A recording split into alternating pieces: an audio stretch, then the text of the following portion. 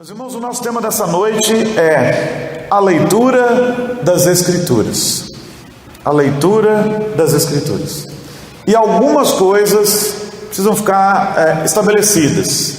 A gente tem que lembrar que as Escrituras, elas são a palavra de Deus. A Bíblia Sagrada é a palavra de Deus. E um cristão não pode ficar sem ler a palavra de Deus. O primeiro texto que eu quero compartilhar é o texto de 2 Timóteo 3, 16 e 17, porque a gente tem que ser lembrado de que a Bíblia é a palavra de Deus. Por ele, Deus, inspirada para ser guia da nossa vida. E o que diz 2 Timóteo 3, 16 e 17? Diz assim: toda a Escritura é inspirada por Deus e útil para o ensino, para a repreensão, para a correção, para a educação na justiça, a fim de que o homem de Deus seja perfeito e perfeitamente habilitado para toda boa obra. E 2 Pedro 1, 21 diz assim: porque nunca jamais qualquer profecia foi dada por vontade humana. Entretanto, homens santos, falando da parte de Deus e movido pelo Espírito Santo, é que profetizaram. Então, as Escrituras são inspiradas por Deus e elas vão nos educando para todas as áreas da vida. Outro ponto importante para ressaltarmos é que a Escritura transforma a nossa vida. Transforma mesmo. Um meio de transformação da nossa vida é a Escritura. Não à toa, a gente até falou no domingo, o apóstolo Paulo fala que nossa mente deve ser transformada.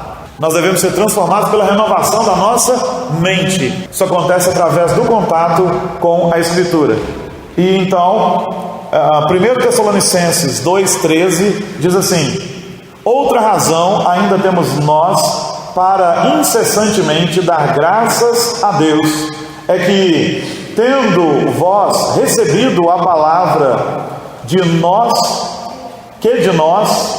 ouvistes, que é de Deus, acolhestes, não como palavra de homens, e sim como em verdade é a palavra de Deus, a qual, com efeito, está operando eficazmente em vós, os que credes. Aquele que crê tem contato com a palavra, e quanto mais contato com a palavra, mais essa palavra opera na vida dele.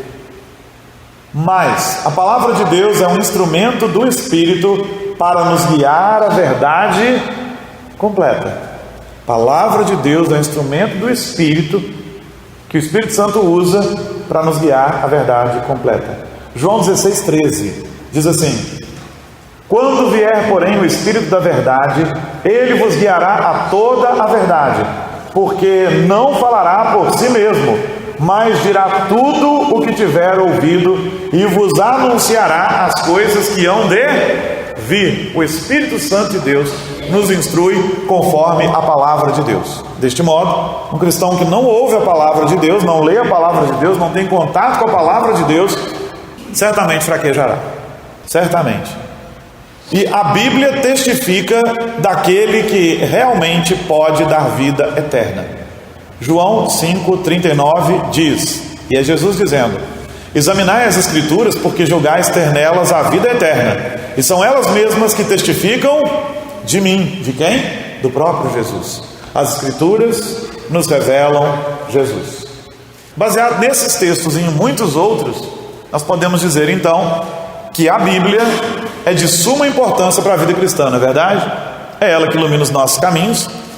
Lâmpada para os meus pés é a tua palavra e luz para os meus caminhos.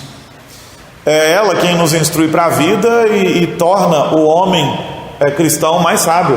Porque bem-aventurado, feliz, muito feliz, ele inclusive nos traz alegria, né?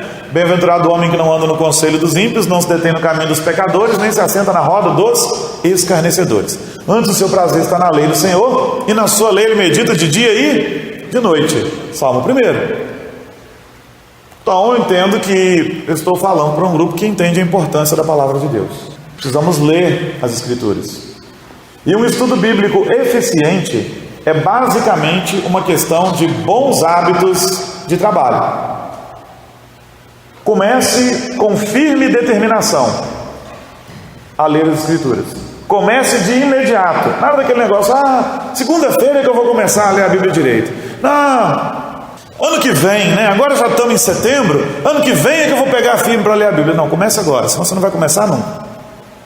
Nunca espere até você se sentir disposto. Caso contrário, você pode acabar esperando semanas, meses, anos, e você não vai ler a Bíblia. Se você ficar esperando, quando eu estiver disposto, quando eu estiver com vontade, quando o Espírito de Deus me tocar, eu vou ler a Bíblia. Não, você tem que começar a ler a Bíblia, estando disposto ou não. Se você for esperar boa disposição, o inimigo das nossas almas vai sempre trabalhar para que você não tenha boa disposição, não tenha tempo, esteja muito apertado, esteja muito ocupado, tenha muita coisa para fazer. Então, não espere você ter vontade. Comece a ler. Crie disposição. Você mesmo. Você deve criar disposição. Crie disposição começando. A Bíblia produz a sua própria disposição. A ideia é, quando você começar a fazer, você vai começar a ter disposição. Quando você começar a ler, mesmo sem ter boa disposição para isso, à medida que você vai tendo contato com as Escrituras, a disposição virá. Não, agora eu quero ler mais. Não, agora eu quero ler isso. Não, agora eu quero ler de verdade. Como diz J.C. Ryle, a maneira de começar a fazer algo é fazê-lo. Isso vale para a Bíblia, para a oração ou para qualquer coisa. Se você nunca orou, o dia que eu sentir assim, um desejo muito forte de orar, eu vou orar. Você não vai. Não ter a disciplina de oração. Você vai orar às vezes quando você estiver apertado. Mas quando você não estiver apertado, você não ora, porque você não tem disciplina de oração. Bíblia é a mesma coisa. Aliás, qualquer coisa é assim. Eu não estou com vontade de trabalhar. Se você esperar aquela vontade de trabalhar, ela não vem assim não. Mas quando você começa a trabalhar, a disciplina vem. Aí no outro dia, nos outros dias, você vai ter vontade. Mas se você nunca o fez, você não vai fazer. Você tem que lutar contra a natureza pecaminosa que há em você. Se você não ensinar seu filho a trabalhar, ele não vai trabalhar. Se você não o puser para trabalhar, ele não vai trabalhar, ele não vai apanhar gosto pelo trabalho. Se você esperar que ele tenha vontade, quando meu filho tiver vontade, ele vai fazer isso. Ele não vai ter, tem que ter alguma coisa que o motive. As Escrituras são assim, não espere ter vontade de ler. Comece a ler. Comece. Então, eu gostei da frase do J.C. Ryle. A maneira de começar a fazer algo é fazê-lo. A maneira de ler a Bíblia é lê-la. Não desejando e querendo e decidindo, pretendendo e pensando em ler a Bíblia, mas simplesmente lendo. Ou seja, eu não vou esperar eu desejar, pretender, tal. Não, eu vou começar a ler, dependendo dos meus sentimentos. E a Bíblia vai gerar em mim esse desejo de lê-la e de ter contato, conhecimento com ela cada dia mais. Você não avançará um passo sequer antes de fazer isso. Ou seja, se eu não pegar as Escrituras e não começar a ler, eu nunca vou ler. Eu vou ler uns 2 capítulos, depois vou parar, eu vou ler um pouquinho, depois eu vou parar. Eu tenho que estabelecer metas. Em tudo na vida eu tenho que estabelecer metas, não é? Não é diferente na vida espiritual. Eu vou ler a Bíblia.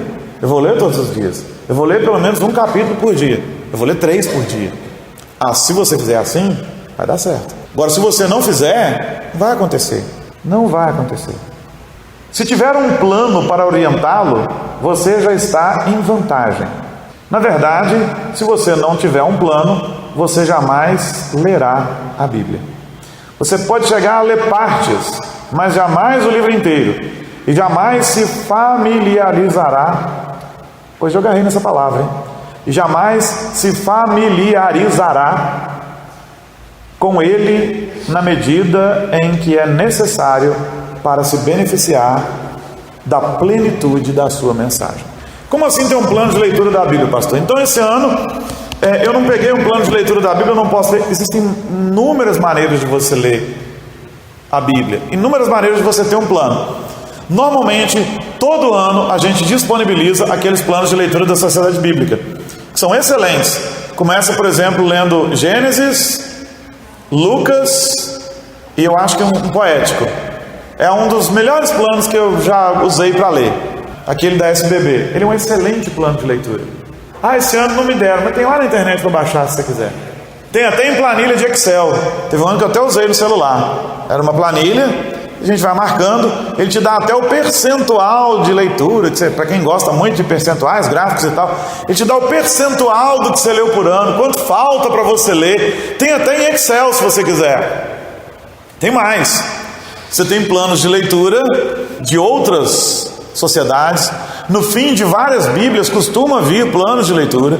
Há planos de leituras disponíveis para você baixar, para você imprimir, programas de celular que te dão planos de leitura.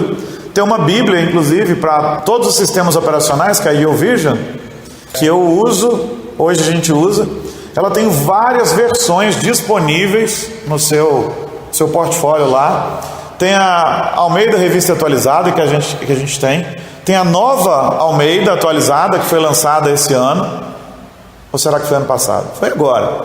Foi ano passado, porque nós estamos usando para a leitura desse ano. Inclusive, eu nem estou gostando muito, não. Eu gosto até da Almeida mais antiga. Lá tem a nova versão internacional. Dessa eu gosto muito, por causa da clareza das palavras. Lá tem nova tradução na linguagem de hoje, já não gosto tanto. Se for uma versão contemporânea, eu gosto da nova versão internacional. Em português tem várias, tem a tradução brasileira, que é inclusive uma feita por eruditos brasileiros, até Rui Barbosa foi consultor dela. Tem a nova NVT, nova versão transformadora, agora está disponível nesse programa também. Ou seja, não vou entender a Bíblia, a NVT também é uma linguagem mais contemporânea. Você vai entender, você não vai entender se você não quiser, porque tem um monte de Bíblia lá. E tem inúmeros planos de leitura. Tem plano de leitura da Bíblia todo o ano inteiro, nós estamos fazendo esse, a Bíblia todo o ano todo. Tem planos só do Novo Testamento, planos só do Velho Testamento, planos em que você pode ler o Velho Testamento uma vez e o Novo 2 vezes por ano. Tem um monte de planos. Tem aqueles planos focados em alegria, tem temas também. Então, a YouVersion tem uma série de planos maravilhosos. Eu não tenho plano nenhum, pastor. Como que eu vou ler a Bíblia toda em um ano? Você pode, por exemplo, ler 3 capítulos nos dias da semana e 5 capítulos no fim de semana. Você vai ler a Bíblia toda em um ano. É assim: segunda 3 capítulos, terça 3, quarta 3, quinta 3, sexta 3, sábado 5 capítulos, domingo 5 capítulos.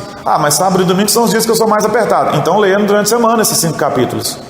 E aí, fim de semana você lê 3. Mas se você lê nos dias de segunda a sexta, 3 capítulos por dia, 5 no sábado e 5 no domingo, ao fim do ano você vai ter lido a Bíblia toda. Está vendo como há inúmeros planos de leitura que você pode seguir? É bom ter um plano de leitura, é bom ter um propósito de leitura. Mesmo que você não tenha um plano desses bem elaborado, você pode definir assim: eu vou ler 4 capítulos por dia. Antes de um ano você terá lido a Bíblia toda.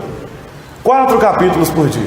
Está vendo? Você tem um plano, você tem uma meta, você vai cumprir alguma coisa. Se você não tiver plano nenhum, você não vai fazer nada. Estabelecer uma meta de leitura, um plano de leitura, é importante.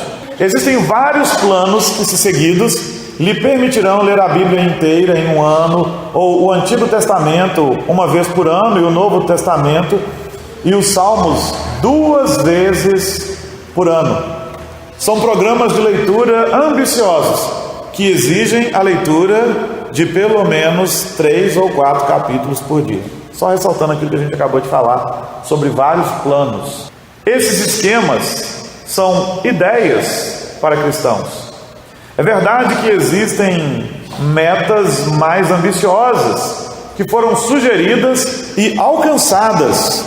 Por exemplo, o Samuel Annesley, que era o avô do John Wesley, começou a ler a Bíblia aos 5 ou 6 anos de idade, ou 5 ou 6.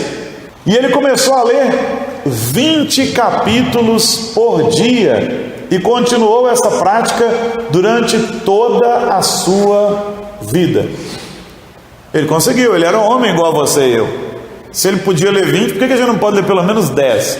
É claro que a gente se sente humilhado quando vê uma informação dessa, né? Sou pequenininho demais. Mas é possível. O homem fez. O Arthur Pink escreveu a um amigo o seguinte, abre aspas: na minha juventude, li toda a Bíblia 3 vezes por ano, 8 capítulos do Antigo Testamento e 2 capítulos do Novo Testamento a cada dia. Perseverei firmemente nisso durante 10 anos, a fim de me familiarizar com o seu conteúdo, coisa que só podia ser feita através da leitura consecutiva, fecha aspas. Hoje em dia, poucos cristãos possuem esse vigor. Ou seja, ele disse que ele lia 10 capítulos por dia, e assim ele lia a Bíblia toda 3 vezes por ano. Bom plano de leitura. Em 10 anos ele leu a Bíblia 30 vezes. Exatamente. Olha que coisa, pastor, não dou conta, mas eu não estou dizendo que você tem que fazer isso. Se você quiser, você pode. Tem quem conseguiu. E na verdade, se você for parar para cronometrar seu tempo, tirando alguns capítulos que são meio fora da curva, dá para fazer sim. A gente pega, por exemplo, aquele plano de leitura da SBB, 20 minutos você leu. Ainda sobra um tempo para você orar. Tem dia que nem 20 minutos. A gente costuma ler o que a gente está fazendo agora, a Bíblia todo o ano todo lá, da YouVision, é uns 15 minutos por dia, gente. 15 minutos do seu dia, o que é isso? Para o Senhor merece, né? Ele merece. Ler a Bíblia, isso aqui é interessante, isso aqui eu não fiz, mas eu quero experimentar, porque normalmente ou a gente lê antes, ou a gente lê fora, mas aqui tem uma ideia interessante. Ler a Bíblia após uma refeição é um hábito maravilhoso. Deveria ser o objetivo de cada família. Para aproveitar isso ao máximo, cada pessoa deveria ter sua própria Bíblia para acompanhar a leitura.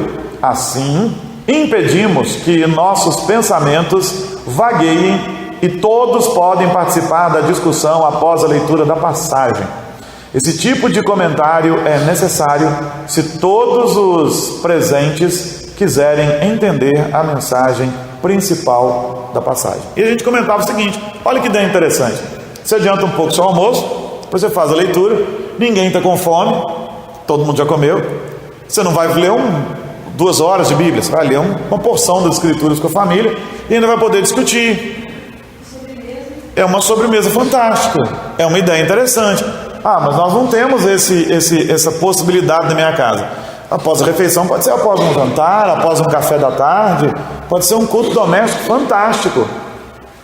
E discutir aquele tema, aquele texto. De repente você lê um capítulo e volta discutindo, para que alguém que não entendeu alguma coisa possa entender depois. Muito interessante essa proposta. Agora, existem outras. Meu sogro era sempre de manhãzinha, primeira coisa do dia. A gente tem feito, às vezes, pela manhã, bem cedinho, ou então, no fim do dia, lendo nós 3. A Tisa não está lá em casa com a gente mais durante a semana, né? Mas a gente fez isso durante muitos anos. As meninas normalmente leram a Bíblia pela primeira vez toda com 5 anos também. Não leram 20 capítulos por dia. Mas 5 anos a Radassa leu a primeira vez com a gente e a Tisa também. Antes disso, a gente estava lendo com a Tisa, a Radassa estava por ali, perdida ali, mas já estava ouvindo. Perdida assim, né? No bom sentido da palavra. Ela estava por ali, não estava acompanhando, não sabia ler. Mas a partir do momento em que ela aprendeu a ler, um versículo para cada um, e a gente vai rodando e vai lendo aquela proposta do dia. É bom, muito bom. O Spurgeon sugeriu que cada ministro deveria ler Matthew Henry completamente, pelo menos uma vez, com muito cuidado. Sugiro que você o faça nos primeiros 12 meses após sair da faculdade. Comece com o início e determine que você atravessará a boa terra desde Dan até Berseba. O Spurgeon gosta desse negócio, né? Um pouco alegórico. Mas a ideia aqui é a seguinte: o Spurgeon estava aconselhando pastores que saíam ali da faculdade teológica, que assim que saíssem nos primeiros 12 meses, eles lessem Matthew Henry, que era um comentário das Escrituras ali, e que lessem as Escrituras acompanhando isso. Em outras culturas é muito comum o pastor fazer teologia depois de ter feito uma outra faculdade já. Mas nesse caso aqui, ele está dizendo o seguinte: olha, você está saindo da faculdade, você está terminando a sua questão do seu estudo teológico, leia a Bíblia, leia Matthew Henry acompanhando ali, e leia toda a Escritura nesses 12 primeiros meses. Ou seja, sai do seminário e leia a Bíblia já no primeiro ano todo. Não negligencie isso não, porque pode parecer absurdo, mas sim, existem pastores que não leem a Bíblia todo o ano todo. Tem, mas devia ser uma prática não só do pastor, como de toda a igreja. Ler a Bíblia todo ano. Pastor, mas eu nunca fiz. Isso nunca fez, vamos devagar, é uma disciplina que você vai adquirindo, mas o ideal é que a gente pudesse ler mesmo a Bíblia toda, o ano todo. E agora estou começando a ficar desafiado a ler pelo menos umas 3 vezes por ano, porque me fizeram passar vergonha aqui agora. Preciso ler, ué. Uma vez por ano já não está bastando mais. Oi? A gente acaba fazendo, por exemplo, eu tenho devocionais separados das meninas, eu leio outras, às vezes em outra versão. Esse ano eu tenho lido muito na NVT também, paralelo a essa que a gente está lendo aí, naquele negócio que vocês me deram de presente aí no dia do pastor uns 2 anos atrás. Mas essa coisa sistemática aqui eu estou gostando muito, muito mesmo. Tem uma outra coisa muito interessante também que eu fiz, eu achei muito proveitoso, é pegar uma carta pequena e lê-la todos os dias daquela semana. Por exemplo, teve uma semana que eu li Filipenses todos os dias, de segunda a sábado. Todo dia eu reli aquela carta. Eu achei muito proveitoso. Naqueles dias eu pude pregar em Filipenses com muita segurança, porque eu tinha lido a carta 5 vezes. Quando chegou no domingo, estava sabendo a carta. Filipenses, Colossenses, isso é um exercício proveitoso também. Não é uma regra, mas é uma coisa que ajuda bem a gente. Ajuda muito. O objetivo principal de estudar a Escritura, isso aqui é importante, vou voltar. O objetivo principal de estudar a Escritura não é a quantidade de leitura ou a leitura em si. O objetivo é conhecer a Deus. Isso precisa ficar estabelecido para nós. Às vezes o sujeito lê milhões de vezes só para conhecimento intelectual. Ele não sabe nada de Deus. Isso não foi regado à oração. Eu conheci mesmo um homem que já tinha lido a Bíblia várias vezes e ele já tinha lido um comentário, uma série de comentários de Gênesis e Apocalipse. Não era cristão. Uma outra coisa que me deixa estarrecido é lembrar de ter lido, quando eu não era cristão, ganhei um livro chamado O Baú do Raul, que era do Raul Seixas. O Raul Seixas é filho de cristãos e ele já tinha lido a Bíblia 7 vezes. Isso não fez diferença nenhuma para a vida dele. Ele declarava lá no livro dele que ele tinha lido a Bíblia toda 7 vezes. E, no entanto, ele não conhecia a Deus, né? Nem o Evangelho, nem Cristo Jesus como seu Salvador. A gente sabe disso pelas músicas dele, pelas declarações que ele dava, pelo comportamento que ele tinha. Então a gente vai à Bíblia para conhecer mais a Deus. Isso é o mais importante. Nós não vamos à Bíblia, né? Não o fazemos para apaziguar a nossa consciência, obedecendo às exortações do nosso pastor e lendo as Escrituras. Não é por isso que você vai à Bíblia, porque o pastor te desafiou, falou, você tem que ler a Bíblia. Eu vou ler porque o pastor mandou. Não, você vai ler porque você quer conhecer mais a Deus. É diferente. Encorajamentos para perseverar na leitura podem ajudar, principalmente nas fases iniciais. Por exemplo, uma congregação pode adotar um plano e distribuir um esboço a todos os membros da congregação. A gente fez isso muitas vezes, teve ano até que a gente colocou no boletim. Precisamos voltar a fazer. Uma das leituras no culto de domingo poderia ser determinado capítulo para o dia, pelo menos nos primeiros meses. Ou seja, no domingo saiu lá o Salmo 1. Então a gente pode ler no culto à noite, lembrando a igreja que a gente está fazendo aquela leitura, tal, estimulando. Uma outra coisa muito boa para as crianças é o que a Cléria faz, né? Ela dá um plano de leitura infantil e ela premia os meninos. Nós já demos aqui certificados também, já demos prêmios também. Mas ele vai fazer por causa do prêmio. Não é a motivação correta, mas e não é isso que a gente quer. A gente só quer estimular, e ele vai ler as Escrituras 1 vez, 2 vezes, 1 ano, 2 anos, e este gosto pela leitura virá. Pode ser feito, deve ser feito. É mais importante a gente produzir, dar esboços de leitura para a igreja, estimular a igreja, a leitura bíblica e a oração, do que a igreja faça qualquer outra coisa. Alguma coisa até aqui, meus irmãos? Não? Plano de manutenção. Sim. Porque a leitura dá uma manutenção, né? Às vezes você tem uma palavra de gasta, se você não fala, né? Ela te prepara para aquele dia, né? Ela te prepara para aquele dia. Semana eu andava meio chué, aí no nosso plano de leitura caiu Jó. Falei, misericórdia. Se Jó não teve, né? Se Jó não morreu por causa daquilo que ele passou, não vou ser eu que vou morrer. Deu uma levantada. A palavra nos edifica muito mesmo, nos prepara, dá manutenção, é isso mesmo. Quando a gente perde a leitura da palavra, a gente deixa de ter manutenção. E é aquilo que a gente já comentou aqui inúmeras vezes, né? Quando a pessoa vai desanimando, esfriando, até às vezes tendo problemas de comportamento, você está lendo a Bíblia? Não, você está orando? Não, nem precisa perguntar. Mas a gente pergunta para fazer a constatação e para chamar mesmo a atenção. Para chamar a atenção. Qualquer que seja o modo como adaptamos o plano sugerido às nossas necessidades, precisamos visar a leitura de 2 ou 3 capítulos por sessão, ou um livro, ou uma carta inteira. Existem muitas coisas preciosas que jamais veremos se não lermos a palavra de Deus em grandes partes. Jamais leríamos apenas 15 linhas de qualquer obra literária para depois colocar o livro de lado, acreditando que com isso já satisfizemos as intenções originais do autor.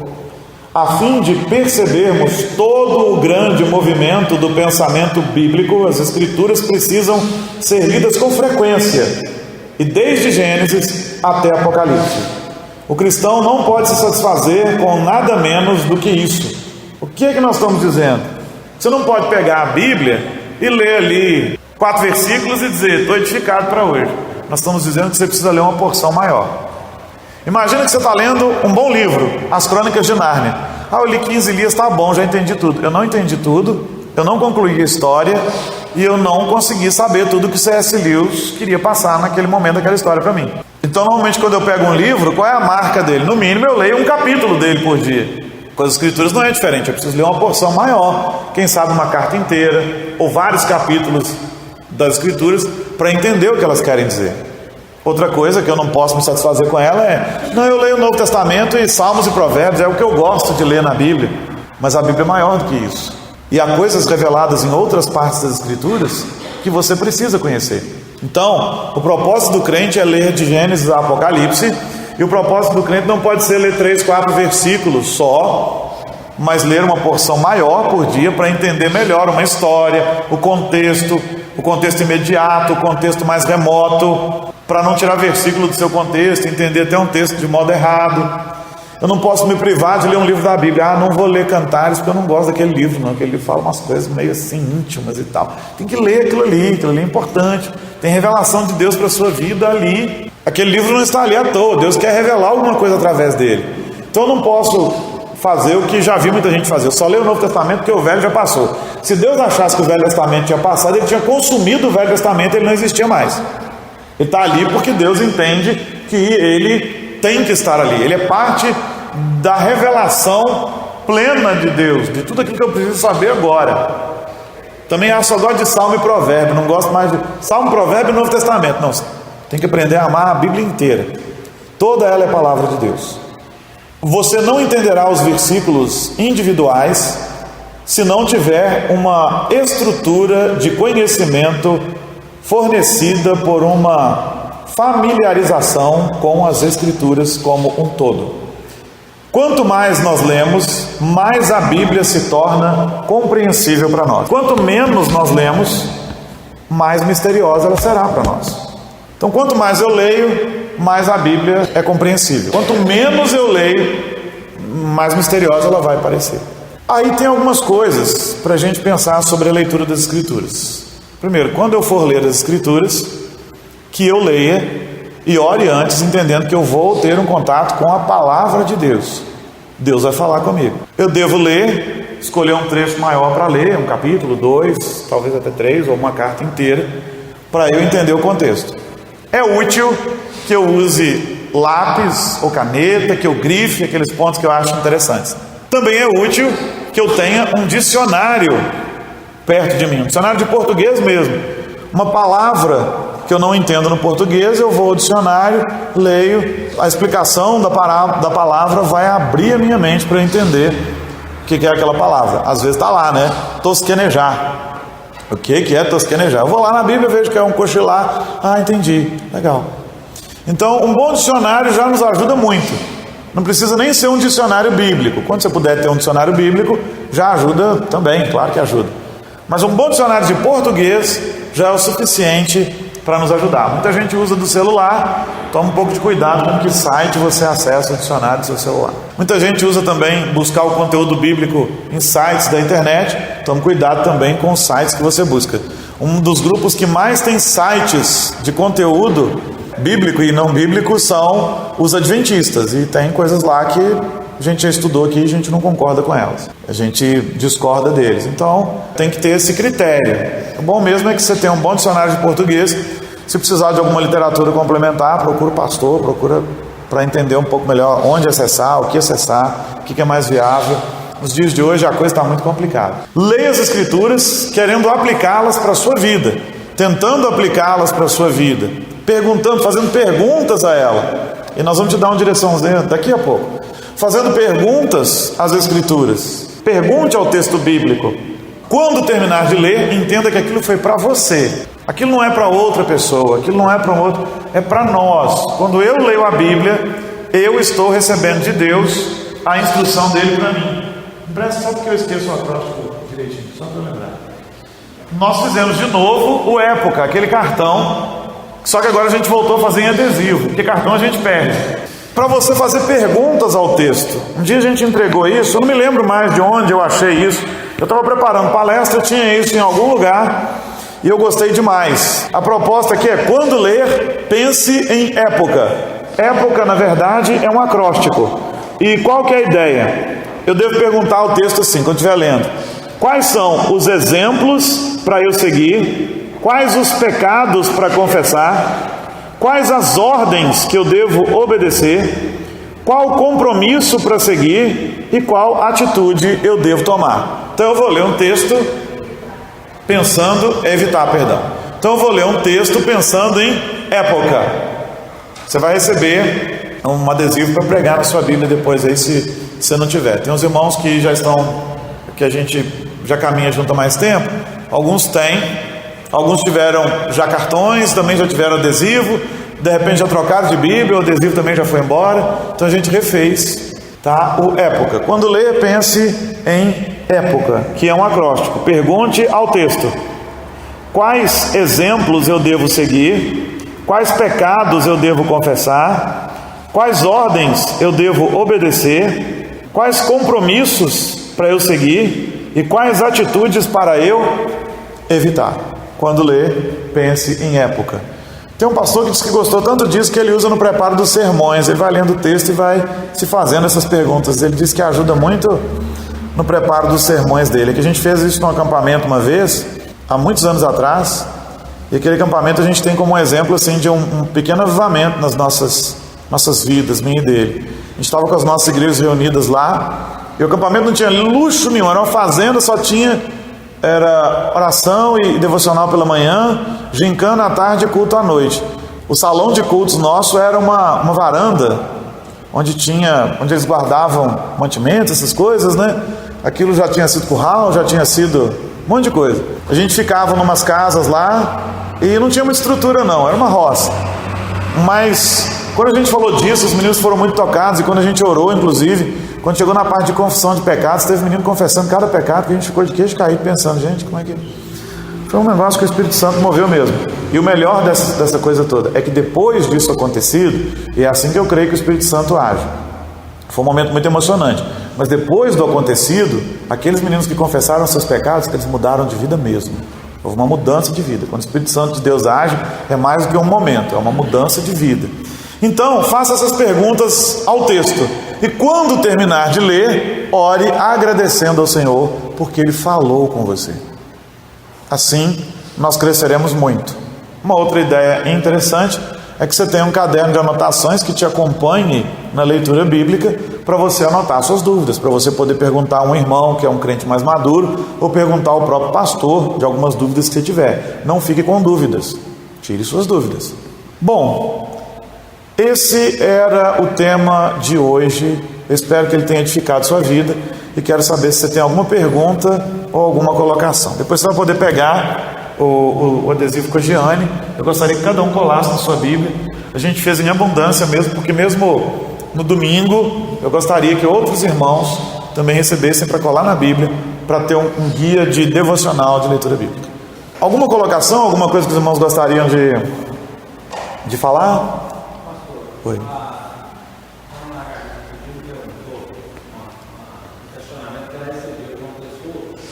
Sobre as partes de colchetes na Bíblia. Eu mostrei na Bíblia, onde estava lá a descrição da sociedade bíblica, a alimentação, a revisão, né? Sim. Uma comissão revisadora, né? Não estava constando aqueles textos, e aqueles textos eles são incluídos pelo meio na tradução dele, baseado na tradução do grego. É porque na verdade assim, alguns manuscritos trazem aqueles textos e outros não. Aquilo ali é um aparato de crítica textual, um aparato de estudo. Ou seja, o Almeida usou os textos que ele tinha à mão. Alguns daqueles textos, algumas cópias, não trazem aquelas palavras que estão entre colchete. O que não quer dizer que elas não estivessem lá. Só está informando para a gente que em alguns manuscritos elas não constam ali. Mas é isso mesmo. Isso aí é interessante. Ninguém lê a introdução, normalmente, a introdução ao meio da revista atualizada. Tem no começo da sua Bíblia. Ou introdução ao texto. É interessante você ler, porque ele vai te explicar isso. Algumas coisas interessantes que às vezes as pessoas não sabem. Uma delas são os colchetes. Porque em alguns manuscritos aquela palavra ela consta, em outros manuscritos não. Outra coisa interessante é que as letrinhas que você tem pequenininhas no meio do texto, elas te remetem a textos correlatos, a textos que dizem a mesma coisa. Quando você, abaixo do título, tem outras citações, por exemplo, você tem Mateus, está lendo um texto e abaixo do título dele as bem-aventuranças, aí tem ali outros textos de Lucas, é porque são os textos que dizem a mesma coisa. Um outro ponto interessante, como nossas Bíblias são divididas em versículos, alguns versículos têm a primeira letra em negrito, mais escurinho do que a outra. Você já notou isso na sua Bíblia, não já? O que é aquilo? É um novo parágrafo que começa. Tudo isso a gente costuma ter de instrução no começo ali, na introdução da Bíblia. Mas se a gente costuma não ler, já pula. Então assim, algumas Bíblias hoje já vêm divididas em parágrafos com os números dos versículos no meio do parágrafo. Que às vezes para alguns é um pouco confuso. Mas já te define o parágrafo. Outras, vem a Bíblia dividida em versículos e o sujeito nunca sabe onde termina um parágrafo e começa o outro. O parágrafo começa exatamente naquela letrinha em negrito, aquela letrinha mais escura, né? Às vezes tem ali o número do capítulo, do versículo, versículo 10. Aí logo depois do 10 tem uma letra e ela está em negrito. Ali está começando um novo parágrafo. De repente, do verso 1 até o verso 9 era um parágrafo. Do 10 até o 17 vai ser um novo parágrafo. O que marca isso são as letrinhas em negrito. É interessante a gente ir aprendendo essas coisas. Muito legal mesmo. Os títulos a gente tem que lembrar que originalmente eles não estavam ali. Por exemplo, quando você pega ali, já falei Mateus 5 mesmo? Mateus 5, as bem-aventuranças. Originalmente o título não estava ali. Ele foi inserido ali por um editor. Então às vezes você pega, né, um texto vai estar escrito assim, Mateus 13, parábola do semeador. Aí você pega uma outra versão, está lá, parábola da semeadura. Gente, adulteraram a Bíblia? Não, esse título foi o editor que colocou para nos ajudar. Ele não estava ali. A Bíblia, na verdade, ela é escrita de modo corrente, com seus parágrafos. Não tinha versículo e não tinha capítulo. Os capítulos e os versículos foram inseridos para fins didáticos também. Isso é bom lembrar. E o que é muito melhor, né? Já imaginou? Onde que está aquele texto? Ah, aquele texto está em Isaías. Aonde em Isaías? E agora? Por isso nós temos capítulos e versículos, não tá? Por exemplo, o sofrimento do Messias está em Isaías 53. Pronto, ajudou a gente. O chamado de Isaías está em Isaías 6. Senão a gente ia ter que procurar, toda vez que citar, você ia ter que procurar o livro inteiro. São coisas que nos ajudaram e que nos ajudam. Tem mais alguma coisa que os irmãos gostariam de colocar? Não? Então nós vamos encerrar agradecendo a Deus pela sua palavra, pelo privilégio que temos de ter a sua palavra, e nós temos esse privilégio grandioso, né? Todo mundo hoje pode ter um exemplar da Bíblia Sagrada. E algumas são tão baratas que a gente até distribui nos semeadores aí gratuitamente para as pessoas, né? Então que bom, graças a Deus por isso. Nós vamos agradecer, orar, louvando a Deus por termos a palavra dele. Toda a vontade revelada dele está ali. Tudo que ele quis nos revelar está na palavra. E ela é suficiente para nós. Ela é eficiente. É a nossa única regra de fé, nossa única regra de prática. E nós somos muito abençoados por ela. Nós vamos orar encerrando.